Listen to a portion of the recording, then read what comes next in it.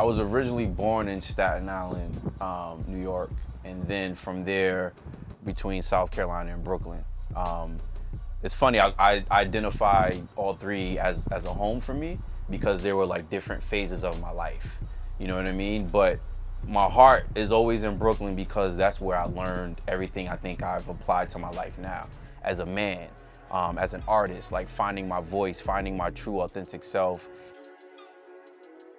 It's funny, I always remember myself as a shell of myself as who I am now.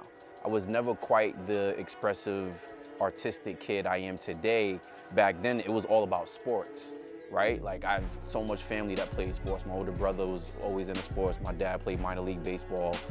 So it was like, almost it felt like it was something that I had to do, you know, to kind of follow the lineage of my family's culture.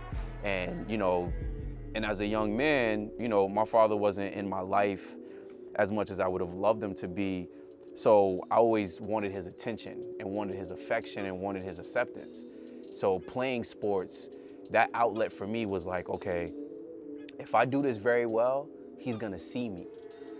You know what I mean? He's gonna understand who I am. He's gonna want to be in my life and want to father me and want to have this relationship. And I think that's where I see a lot of people are now in their lives. It's like we do a lot of things, you know, out of fear, but out of the fact of trying to fill a void. I just feel like it's a trap, and it traps our minds, you know, in a lot of ways that, you know, we're living this false reality. Everything is smoke and mirrors. So it's like, you know, let me post this picture to show that I'm looking a certain way, but inside I'm feeling completely different, you know? So where I am today, and, you know, I feel like what South Carolina taught me, what Staten Island taught me, what Brooklyn definitely, you know, embodied in myself, was to just be confident in who I am. Stand up for who I am and what I believe in, and don't let anything or anyone shake me from those values. You know what I mean? That moral fiber that I want to, you know, proceed in life and just kind of just live an authentic life, man. Like that's the bottom line for me. I had to look into myself and say, okay, who am I? What do I want? Where am I going? What do I want to achieve? And that day, I realized that I did not want to play basketball anymore. And what was in me was this dying urge to act. Always, like since I was a kid, and I started remembering all of these things when I was a kid, like, oh, growing up, Rocky IV was my favorite movie. When Rocky and Apollo Creed were running in that montage after he passed away, and they were running through the sand and they hugged each other, and it was like these beautiful images of this black man and this white man coming together as one. I was always inspired by that. But I remember after watching that film as a kid, I would always run to the refrigerator and I would get for some reason it was always oranges in the fridge. And I would get an orange and I would cut it in four and I would eat the orange, of course, but then I would put the peel in my mouth like it was a mouth guard.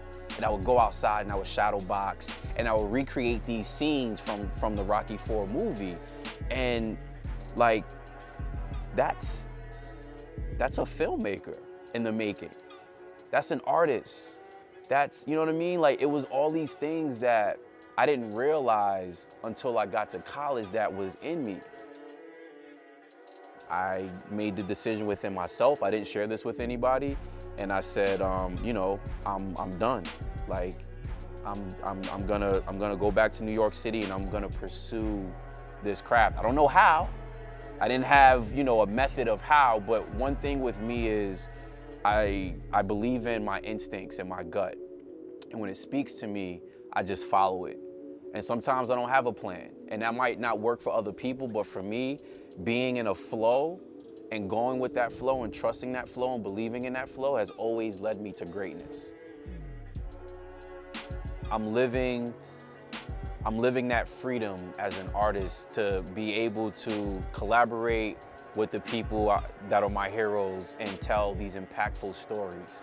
Through my production company, partnered with other people, you know, I have the financial freedom that I've always dreamed of, but I just have that voice as an artist to just share stories about, not only about people that look like us, but share stories universally.